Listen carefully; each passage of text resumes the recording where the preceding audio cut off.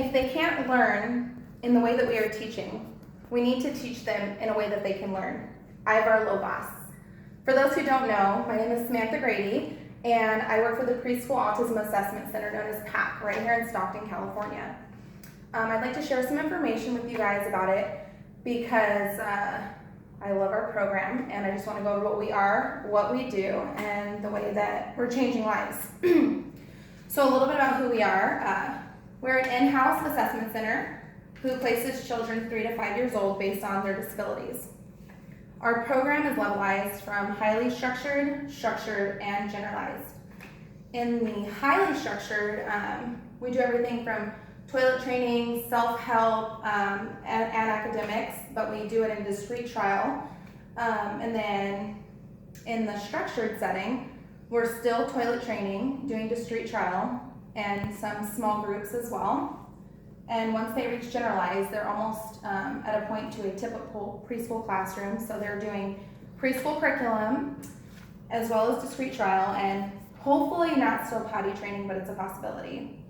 Our site right now only has 10 classrooms, and our staff to child ratio is really good. We're 2 to 1. Each classroom has a teacher and 6 paras, all of which are needed to run program. Our program has our own occupational therapist as well as speech therapists on site, and we do not have any program in Stockton like our program. Now that you know who we are, we can just cover a few of the things that we do there. We're a database program, so everything a child does or does not do is taken track of daily. We use discrete trial training for everything from social interaction all the way to toilet training. For those that don't know what discrete trial training is, it's breaking down each learning method into smaller steps so it's easier for the kids to process.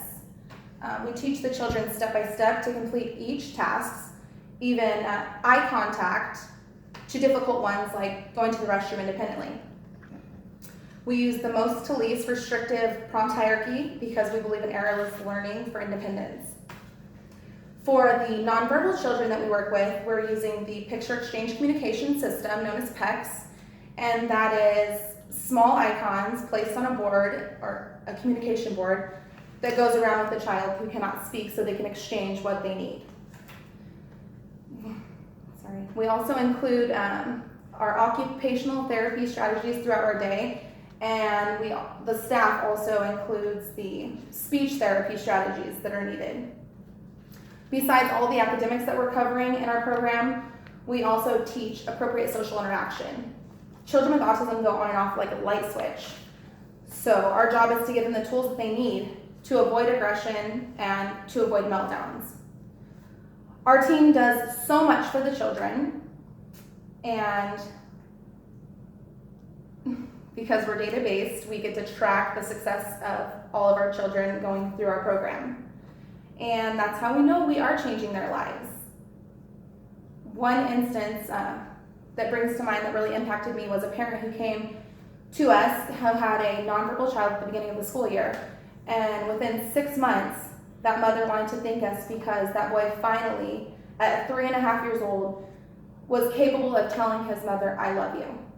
And that really touched my heart because we take those things for granted. And these children with autism, they just need a way to let it out. And so we are indeed changing their lives. Whether we think it's minimal by toilet training them, that's a huge, huge impact on their lives, or by letting them say 3 words, "I love you," that changes the whole dynamic of who they are.